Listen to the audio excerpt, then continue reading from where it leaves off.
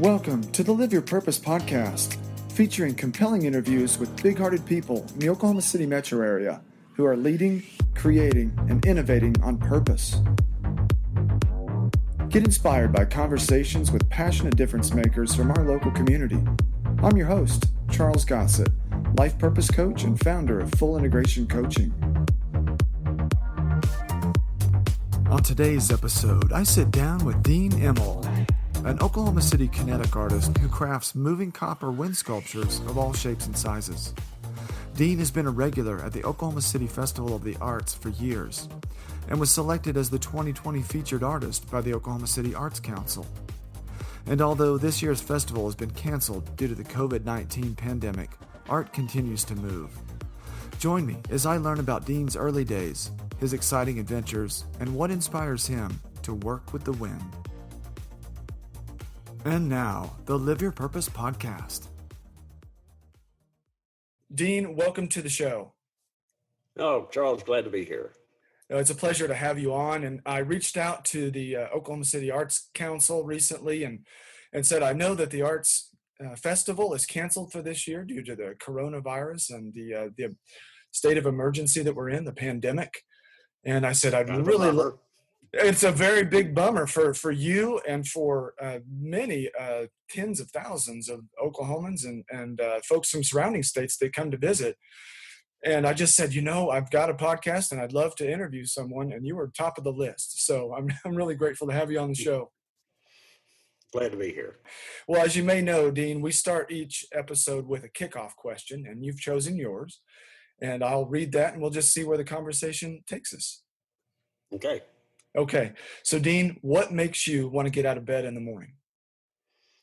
Well, humorously, and since my wife isn't here, I'd say my wife kicks me out of bed in the morning, gives me a list of things to do, and I'm on my way. Yeah.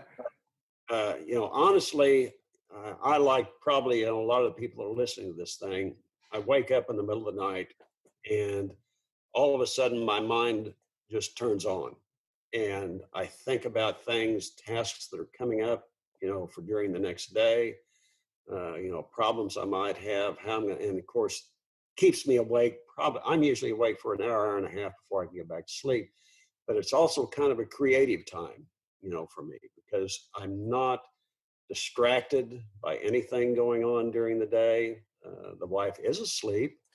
There's nothing, in the house, no TV, no phone calls. And I can just sort of let my mind roam. And doing so, I come up with some of my best ideas. And so this is literally what causes you to get out of bed in the morning. And what is a typical time when your mind turns on and you can't help but get up and respond to that creative tug? Well, the bad time is usually sometime between 2 and 3 o'clock in the morning, but luckily I can get back to sleep. And then by around 5:30 or so, I'm cursed. I've always been an early riser with, the construction business and Air Force. I always got up early, and 5:30 is usually kind of an average time for me to get up and get going. And okay. So, with that, my day begins, and there's just, no telling what it's going to do, but I guarantee it's not going to involve sitting down. I get that impression. You and I have spoken, apart from the podcast and preparation, and you seem to me to be a person of great industry and energy, which I'd love to hear and have you tell our listeners about your story. Maybe, start wherever you want. There's no rules on this podcast. We're just trying to find out why you do what you do and the difference that makes in your life and the lives of others. So if you'd like, just tell us a little bit about your background, maybe where you grew up and a bit about your early years. Sure. I was born in Oklahoma City, in 1949. I was the oldest son of 7 children. There were 5 boys, and 2 girls. We lived in Oklahoma City till I was about in the 2nd grade. Then my dad decided that with all the boys that he needed to move us all out in the country. He was kind of had a country experience when he was growing up, and he saw it as a good way to keep us busy and probably out of trouble. So we moved to a little acreage, south of Edmond, and spent about 4 or 5 years out there. We bought a little Guernsey cow, which I milked every morning before we would catch the school bus. we'd catch the school bus at 7 o'clock in the morning. That meant that I was up somewhere between 5 and 5:15 in the morning to milk the cow. Yes, people actually did that. But anyway, it was a chore, but I didn't look upon it as a chore. It's just kind of what I did. But we got up. We had a huge garden out there, and mom and dad planted green beans, tomatoes. And we just had a lot of fun out in the country. There was a little pond we could fish in. Uh, Dad and mom tried to have something in the way of a school party at the end of the year every year, invited everybody out, and it was sort of a nice social thing. But really, because there were so many of us, Charles, and of course we weren't aware of this at the time, but there really wasn't a lot of money to go around. And one reason because of that, when Christmas time would come around, of course, we didn't have any money to buy presents for other brothers and sisters. So my mom and dad, mainly my mom, came up with the idea that we would try and make things, for each other. And she would come up with some type of a craft. Like I remember one year we made lanyards for each other. She somehow got some stuff at a hobby store, and she taught us how to weave lanyards, and we put whistles, we put anything that we could on the end of it, but it was something we could do with our hands. And from that, I kind of graduated to finding out that my dad had something called a toolbox. And I loved playing with his tools. My brothers loved playing with his tools. And to Dad's credit, he never yelled at us for losing his tools. I think years later, he said he lost at least 3 toolboxes worth of tools, trying to teach his sons how to saw a straight line with a handsaw, what an open end wrench does. This is the way you use a screwdriver. And, just taught us little hands-on stuff, that he thought, might be necessary, later on in our life. But, just a lot of hands-on stuff that we did. But when I was entering junior high school in 7th grade, his job forced us to move back into Oklahoma City. And we did that, grew on up with my brothers, and, had a nice experience at Harding High School here in Oklahoma City. And once I graduated from high school, I was kind of a pretty decent athlete and a student, and I got a scholarship up at Yale and took advantage of that. Went up there, got an engineering degree. But, well, let me tell you, Charles, from a guy that had just basically had only left the state of Oklahoma one time in his entire life up until then, to go back east to a place like Yale was a rather daunting experience for me. You're top of your class here in high school. You go up there, and you come to find out that every other person that you meet up there was also the top of their class. So it was an academically challenging situation, but it was one that we all rose to the occasion for. But it was kind of interesting to me, and I look back at this later, and I try to decide what had happened. But I flew home Christmas, that first Christmas freshman year, and I wasn't going to go back. I didn't like it. It just didn't feel right to me, and I was going to get off the airplane, tell my folks that I've had it. I'm just going to come back and either go to OU or OSU, and that's going to be it. Well, back in those days, you could meet people as they were getting off the airplane. And as I got off the airplane, there is all my family, all my brothers and sisters, my mom and dad, and they are so happy to see their son, coming back. And they were cheering and clapping. And Charles, I did not have it in me to tell them I wasn't going back. That's so interesting, that point right there. And I don't want to interrupt you, but they were proud of you? Oh, gosh, yeah. Yeah, this was family pride. It was family pride. Part of it, I was to find out later, Dad really wanted me to go to MIT. Oh. Because Dad wasn't really a student when he was in high school, but he became a student in college. But his freshman year, his grades weren't that good. And after his freshman year, he was a straight A engineering student himself. He applied to transfer to MIT his senior year, and darn it, they turned him down. I see. Yeah. And he was pissed. Oh, yeah. And so he wanted his son to apply to MIT Sure. and turn them down. So anyway, it didn't work out. I was just glad to be there. But the funny thing about that time coming home Christmas was when I went back after Christmas vacation, all of a sudden something had changed. And to Hmm. this day, Charles, I couldn't tell you what it was, but all of a sudden it became not only tolerable, but enjoyable. And I'm sure something inside me changed. And probably if I spent a lot of money on therapy, I'd find out what that was.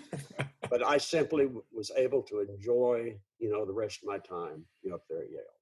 Yeah, and Anyway, that I don't want to identify what that may be either, but I know from folks that I talk to and in my own life as well, we tend to have these formative experiences at some point in our lives, and they often involve disruption. These times that we're in unfamiliar territory. You mentioned I didn't like it, I didn't want to keep going, and then something happens in that space. We had been set. You said that you were set on. I didn't plan on returning, and then you got off the airplane, and there's your family cheering you on. And who knows what exactly happened, but it could be well, that there was that sense of purpose, that there was more meaning in what you were doing, and a higher sense of whether that's duty or support or well, something bigger than yourself. part of it for me was really, I think, responding to a challenge. And how do I Oh, respond to a challenge? right. There you go. That's another big one too. And my youthful experience as as an athlete, you respond to challenges. Right. You'd already You know, been there. people step up to you and they challenge you on the spot. Yeah. And how do you respond to that? Some people respond with anger. Some people can do it academically. Some people combine both. I would do the whole gamut. But as I went further and further in life and discovered that life is nothing but a bunch of challenges, and it's a richness in life. Hmm. And how you respond to those challenges, are you going to be a happy person, or are you just going to be, oh gosh, I can't do that? And I've never been that way. I thrive in challenges. I mean, that's just the way, for some reason, I'm wired, and God only knows why that is for me. Yeah. But anyway, I get out of college, and of course, this back in the Vietnam days, I had a low draft number, anyways, and I wind up in the Air Force.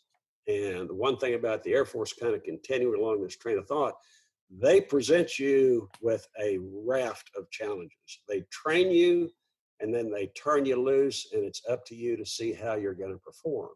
And I became a navigator on C-130s. Logged about 2,000 hours, over 4.5 years. And it was a challenging job, because back then you didn't have, or you had a rudimentary sort of GPS, but we didn't really use that very much. You actually shot the stars. You figured out where you were by different ways, and nothing involved a machine. It was all you. Well, I thought I was a pretty stud duck back then. I mean, look back in your time when you were 23 years old, there's probably not a guy or a gal alive that didn't think that, I'm pretty neat. Oh, And I yeah. was no exception. I mean, I'd almost graduated, cum laude from Yale. I was first in my class at navigator school, and I thought I could walk on water when it came to navigation. First time that I go on an overwater flight, we take off from Goose Bay, Newfoundland, and we're flying to Frankfurt, Germany. And I'm there. I'm walking out to the airplane, and I drop my watch. Well, my watch, you have to know the time to shoot celestial. Luckily, I had a backup watch, but I never really depended upon it. So I had a little air of foreboding on it. But then again, no big deal, because I'm a great navigator. I get on board the airplane, and first thing I look at is the compasses. There's two systems on the compasses, and they're separated by 2 degrees. Well, no big deal. We'll get up, I'll shoot the North Star, I'll determine the correction, and we'll get on our way. Well, 2 degrees is a big deal when you're flying thousands of miles across the ocean. You can not only miss a town, you can miss a country on stuff like that. We take off, get up to altitude, we lose contact, electronic contact with the coast, and we're still in the clouds. Now I cannot do anything. My Loran, there was an electronic thing on the airplane that I could use radio waves to determine where I was. It broke lock and wasn't giving me any information. I'm 3 hours into this flight, and this is during the night in the North Atlantic. And Charles, I don't know where I am. Okay, I'm feeling pretty scared. I'm feeling, yeah, yeah. You be You're scared. above the clouds. This is nighttime. You've It lost your got up to, navigation tools. lost Okay, everything. And the pilot and the co-pilot are sitting up in front of the airplane, and they're just yakking away because it's on autopilot. They right. have nothing to do unless things flame out. Uh-huh. And I'm getting pissed because they're having such a good time, and I'm sweating bullets back there. And finally, I come over the intercom. I said, "Could you guys shut the heck up so I can figure out where the heck we are?" I was used a little bit more colorful language than what I just. But anyway, all of a Sure. sudden, silence on the airplane. Uh-huh. And I said, "Guys, the only thing I have on this airplane that works is my radar." And I said, "It only goes out 240 miles." And I said, "We're on the middle of the ocean." But I said, "This is what I think we can do, and see what you think about it." Our course, of course, we're supposed to stay within 5 nautical miles of our course. I said, we will deviate for that, instead of flying our what we call a great circle route, if we will deviate north 70 miles off course, I ought to be able to get a fix off the coast of Greenland and figure out where we are. But I said, it's we're breaking the rules, but I said, we have no choice. Because I said, I don't know what the winds are.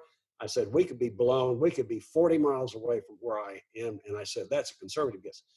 So we agreed that's what we're going to do. We deviated. We went north. I got a fix, determined where I was, turned head going across. Finally get out of the freaking clouds. I could do what I'm supposed to do. But Charles, I was a wreck. What I learned from that trip was, one, I'm not an individual. I depend upon other people. I depended upon my crew members. We had to get together, and make a decision. And that I needed to pre-flight a little bit better and allow for things to go wrong. In other words, I needed to have a game plan. And I embraced that the rest of my life. Once I got out of the Air Force, I got in the construction business here in Oklahoma City, concrete pumping business. And our claim to fame was we hardly would ever break down. We solved our problems in the shop.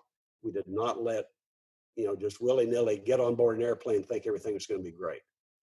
We wanted to make sure that everything worked, and we were fastidious about doing that. And that's when my mechanical skills, and in a way, a little bit of my artistic skills, began to develop. Because I worked with some really great guys when I was in the construction business. And I had knowledge, I could change points and plugs on a car, but nothing more beyond that. Well, after a few years with these guys, we were overhauling Mack engines, we were doing hydraulic systems, complex electronic problems, and things came natural, for me. I was working with guys that knew what they were doing, and I asked questions.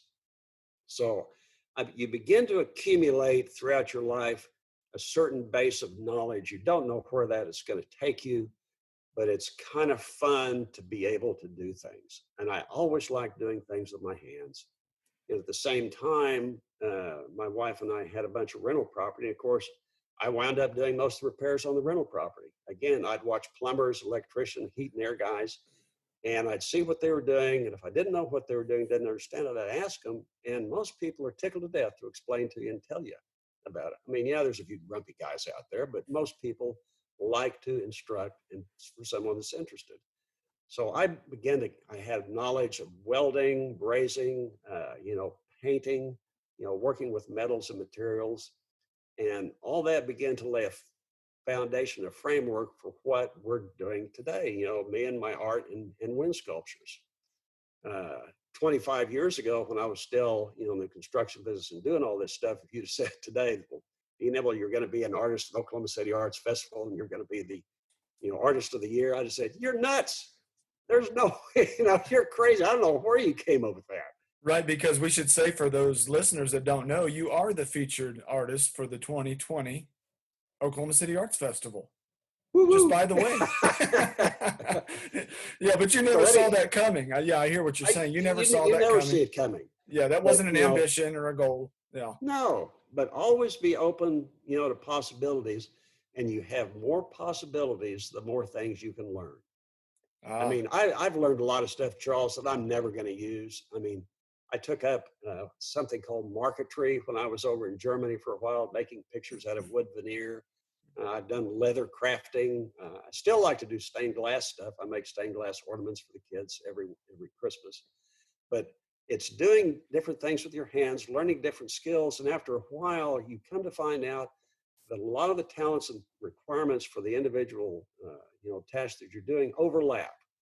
Like something that I did, a year ago, it's not entirely, but it gives me a little bit more confidence to go into a new area. And, there's always kind of a hesitancy to try something new, but the more things you know, the easier that transition is to make. And I just simply over the years accumulated a lot of insignificant knowledge that's probably, pass away. In fact, I joke with my wife and I tell her, people always come up to me and say, Dean said, can you come over and help me with this? And of course, I'd like to say, well, I used to know how to do that, but I've kind of forgotten, just with the idea of passing this off to somebody else. But anyway, we were on a trip one summer, went up to Colorado, and we were with another couple and went to an art show. And there was my first kinetic motion art. And it was from a guy named Lyman Whitaker. He does a lot of stuff out in New Mexico and Arizona. And we were fascinated with it. I mean, I'd never seen anything like that. The couple that we were with were going to buy one of his pieces. And Lyman, I hate to tell you, but I talked him out of it because I told him, I said, John and JD, I said, there's not $100 worth of material in that. Let me make you one. Famous last words. And of course, secretly, Charles, I wanted to make one for myself because one thing that I've always been cheap. If I can make it, I'm not going to buy it. So anyway, we go home and I sit down and I start making jigs and everything. And after 2 months, I've made all my jigs. I've basically kind of copied one of his pieces for them. I have it set on a horizontal jig. And back then, I'd made the mistake of brazing each one of the arms in place to the copper tubing that I used. And I forgot, and of course, it was a good lesson learned. I forgot that when you heat up copper, hard copper, and you allow it to cool back down without quenching it, it reverts to soft copper. So I take this 10-foot long sculpture and I lift it up out of its cradle and the darn thing bends like a wet noodle. And you talk about hacked off. I've got 2 months into this thing and now it's worthless. Right. Well, if there's one thing that I don't do, I don't quit. I spent 2 days straightening that thing back out. If you've ever tried to straighten something to the curve, it's a challenge. But I got it straight, re-annealed it, got it hot, quenched it back down, made it hard copper again, and it worked. So mission accomplished, first thing done. My wife was getting ready to have a 50th birthday. I made a wind catcher sculpture for her that had 50 wind catchers on it for her birthday. And just other ideas would come to me. Like we started out talking, I'd wake up in the middle of the night and I'd have an idea about something. And I'd go out and, first thing I probably have 4 different sculptures out in the backyard. Of course, what am I going to do with them? I'm just kind of making them. I just like to make stuff. And luckily, our neighbor, lady by the name of Susie Nelson, was affiliated with the Arts Festival. And she came over to me and said, oh, Dean said, you need to apply to the Arts Festival. Said, people will just pay anything for this stuff. Well, one, I found out that's not exactly true, Charles. But anyway, I didn't see myself, and I hate to use the term an artsy-fartsy person, but I'm a construction guy. I come home, my fingernails are always bruised. I've got grease underneath my fingers. I'm working 12 to 14-hour days. I'm just not in that venue. But I love making this stuff. So I apply, they accept me. I go down there the first year, and Charles, sit there all week long. Boy, you artists out there can appreciate this. I'm selling nothing. The last day I sell one piece, barely pays my material cost for the whole week.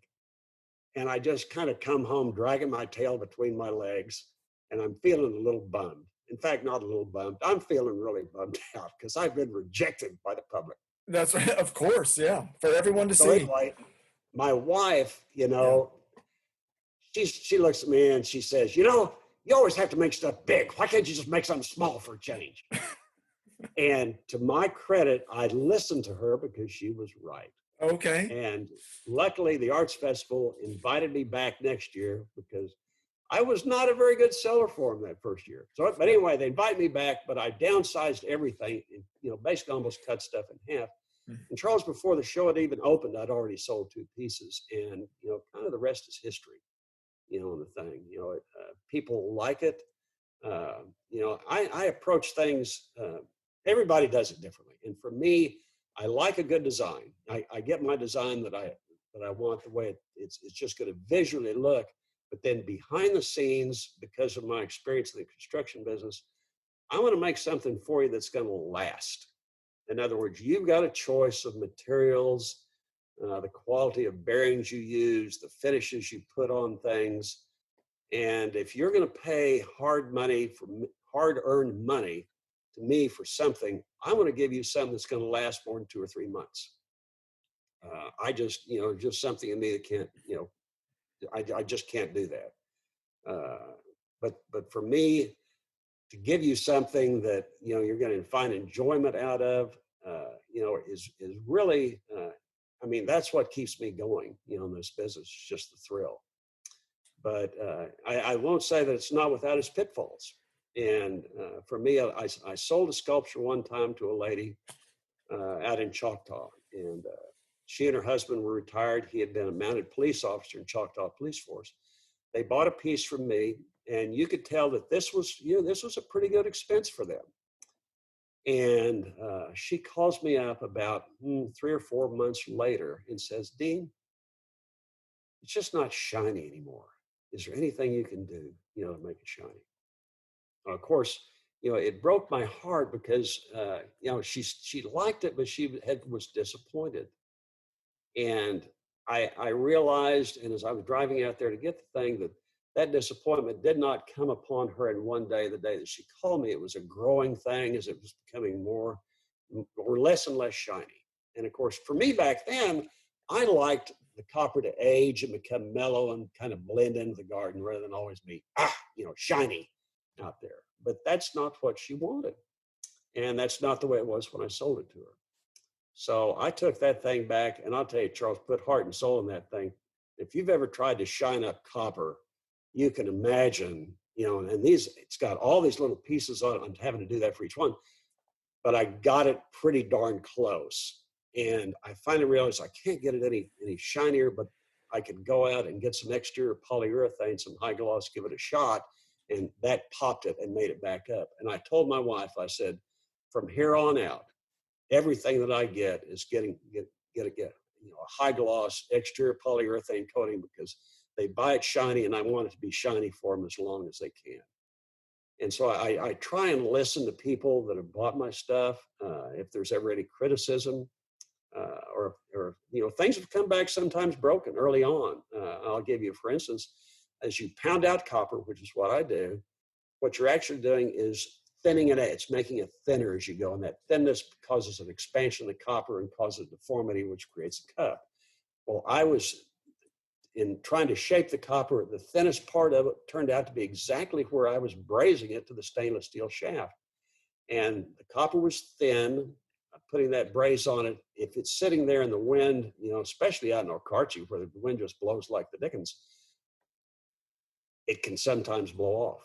And I saw immediately what the problem was. So I changed my technique to where that part is no longer thin. I altered the way that I form the copper. And, I'm always looking to have not only a better design, but a better mechanical design too, because the two go hand in hand, and you can't have one without the other.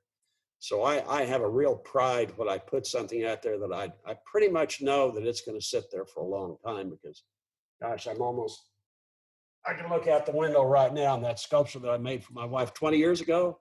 Yeah. It's still there. It's still got the same bearings on it, and it's still turning in the wind. So, Well, it's a fun thing to do. And the nice part about it is, yeah, I like making some money off the thing, but it gets me out of the house and I meet some really interesting people, this way. And, left up to my own volition, I'd probably just stay in my shop, see family, maybe 1 or 2 friends. I'm not a social butterfly. I like working with my hands, working in the shop. And for me, that's pretty much where it stops and starts. But this kind of forced me to get out and meet some really cool people. And also, when I install, I go in their backyard to do their installation, and I get to see their landscape, the plants they've chose. Because, again, like a lot of people listening to this, I consider myself kind of an amateur gardener. And I like to see, how plants have been planted, how they're sited, how they did. And so, I mean, there's just a lot of good things, that come, from all this. Yeah, well, there So, sure are, Dean, and thank you for going in depth and at length about your experience all the way from the early years of growing up and milking the family cow and coming back to town and going to Yale, and that formative experience that you had, whatever those factors were, you knew from athletics that you could persevere and you could rise to a challenge. And for you, you said that you really enjoyed the challenge. And I think our listeners surely by this time can appreciate that fact. And meeting all of the different problem solving and creative demands of your craft right now. And you've described them so well. Um, and that attention to detail, but also attention to quality and how it impacts the folks that receive your art.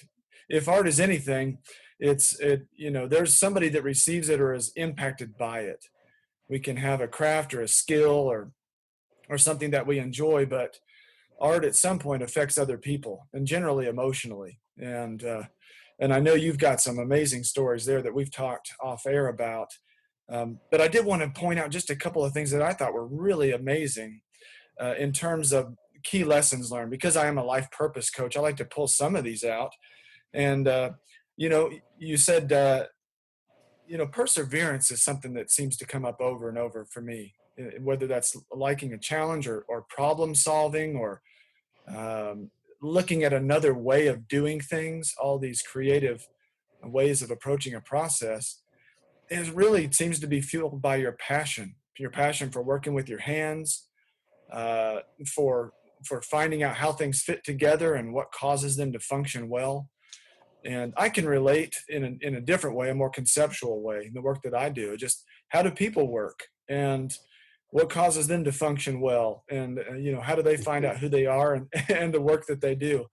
So I generally really enjoy talking to engineers because there's a lot of crossover in systems and architects as well. It you, really you, have, provides you a have to watch out when you're talking to engineers and architects. We'll bore the crap out of you.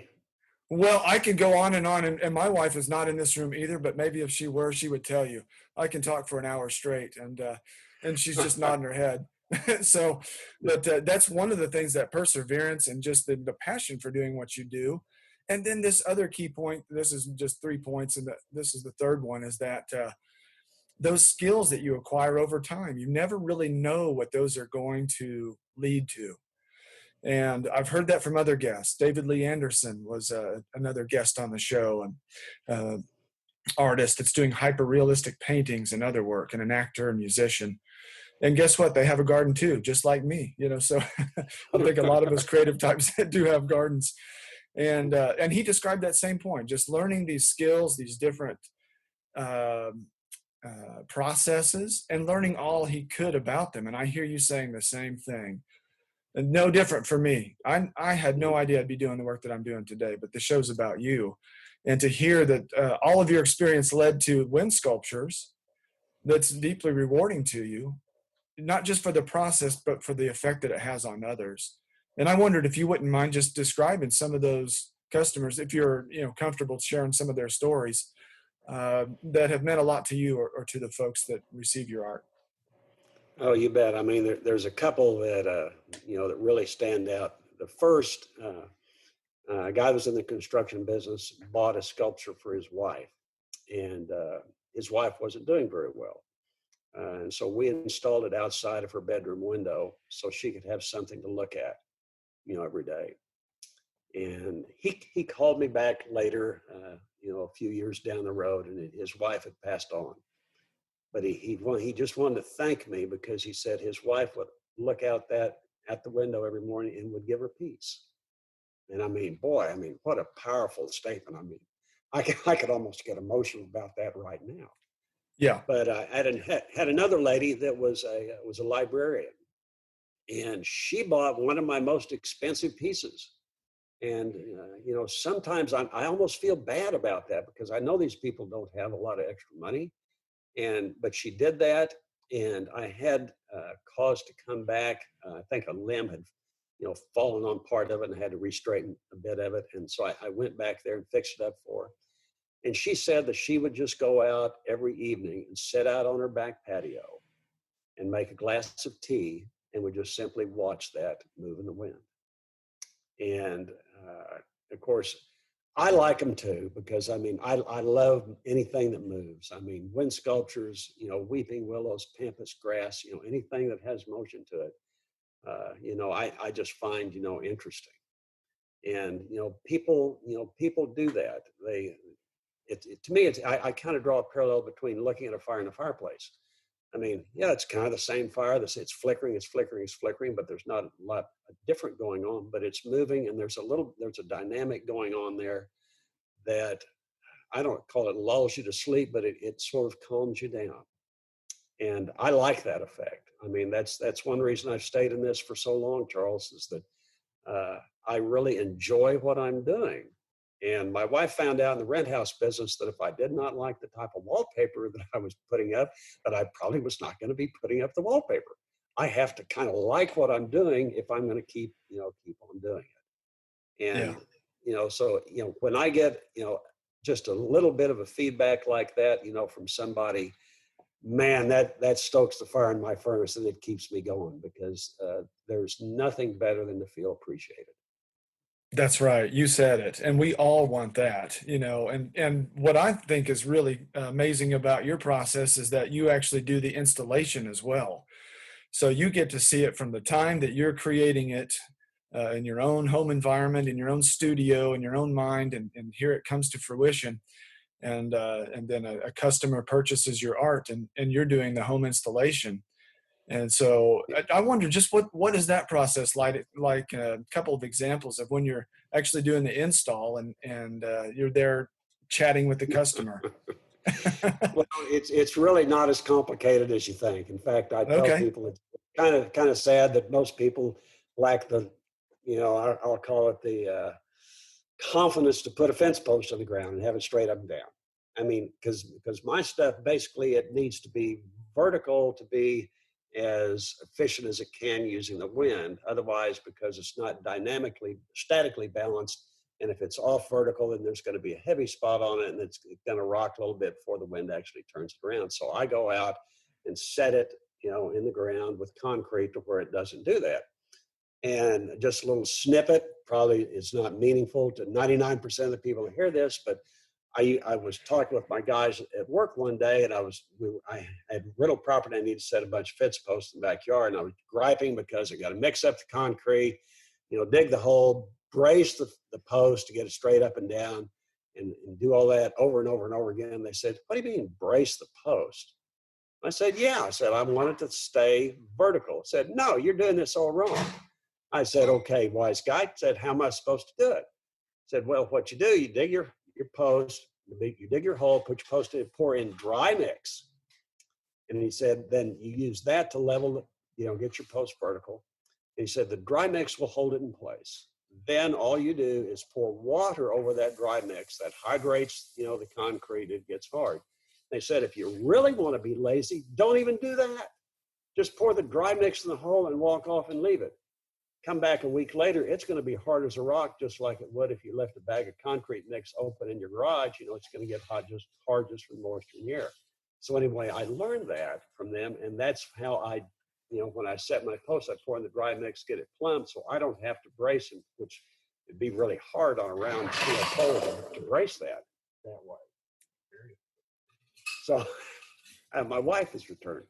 So anyway, No problem. I basically pour it in, get it plumbed, and get it set, then come back the next day usually, or sometimes I can go ahead and set the bearings and get the bearings spaced.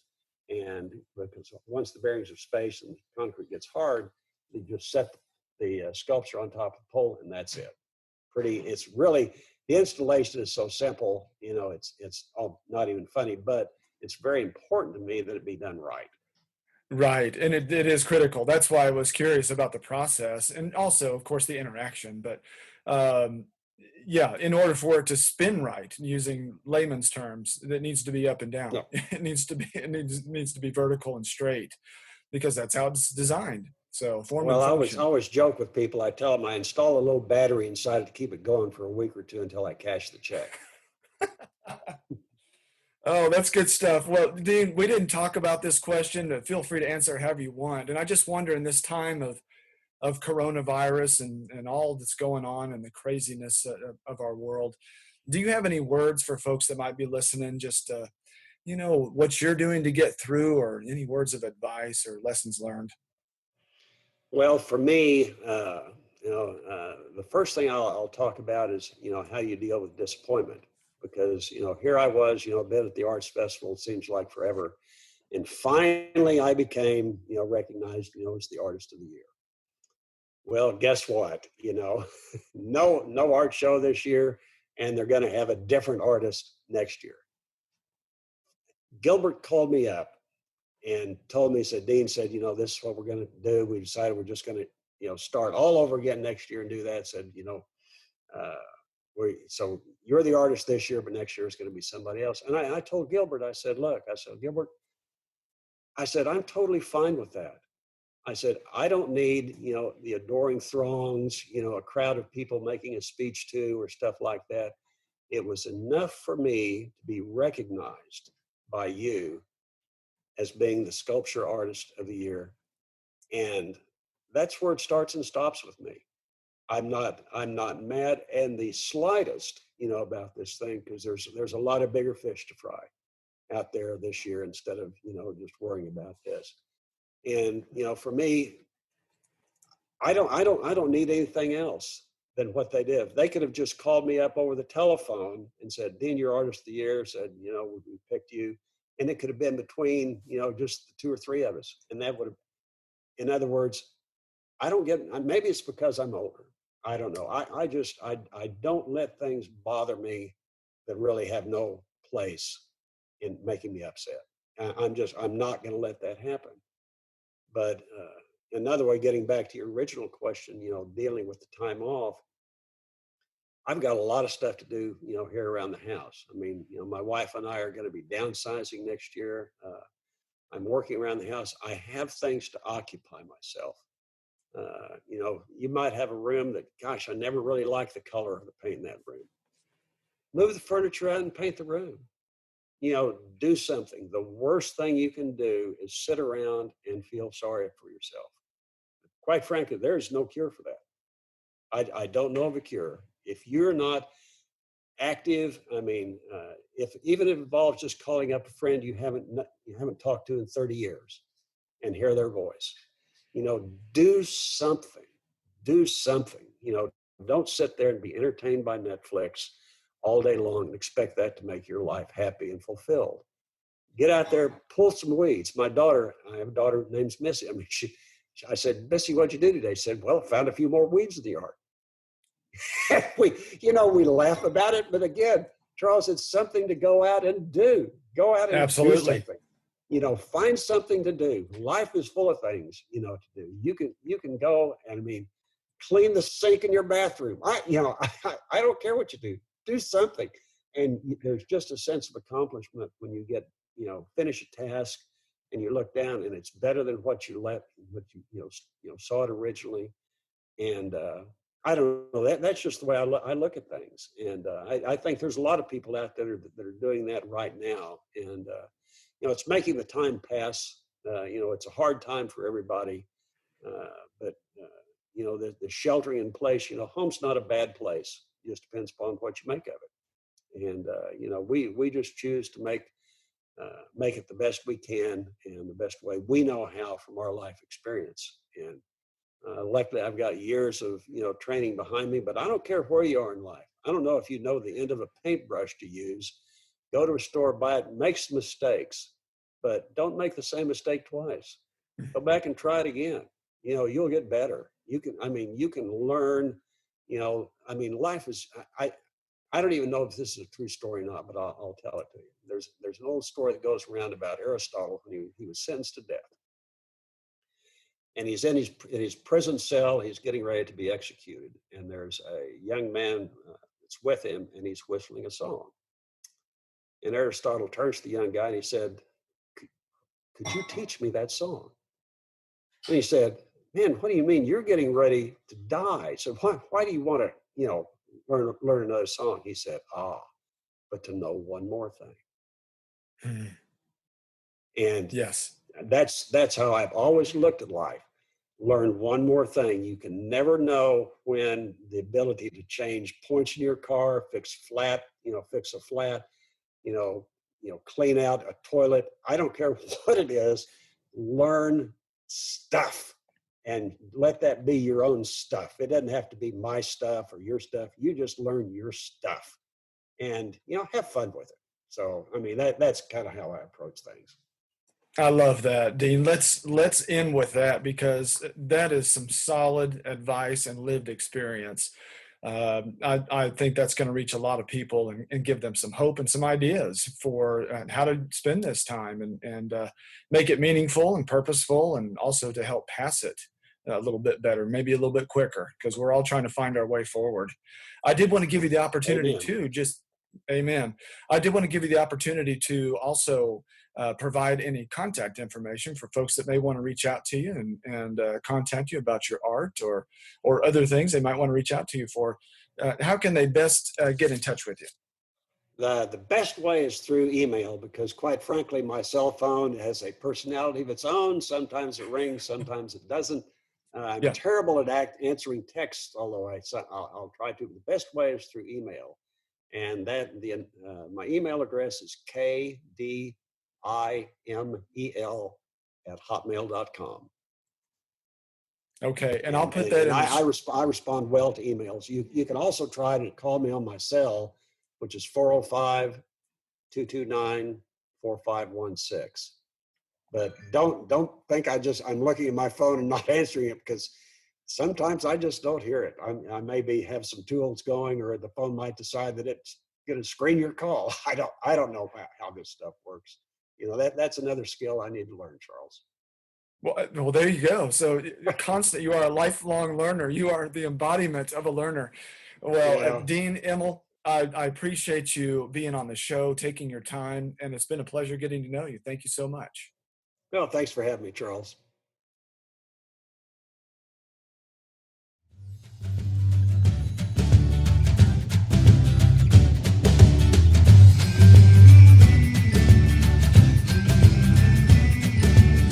You've been listening to the Live Your Purpose podcast. I hope you've been inspired by my conversation with today's guest. If you like what you hear, please share with your social networks and subscribe so that you never miss an episode. I'm your host, Charles Gossett, life purpose coach and founder of Full Integration Coaching. To learn more about the life coaching, public speaking, and retreat services that I offer, visit fullintegrationcoaching.com. And you can follow along with me on Facebook and Instagram at Full Integration Coaching. Until next time, remember, you were meant to live on purpose. Start living yours today.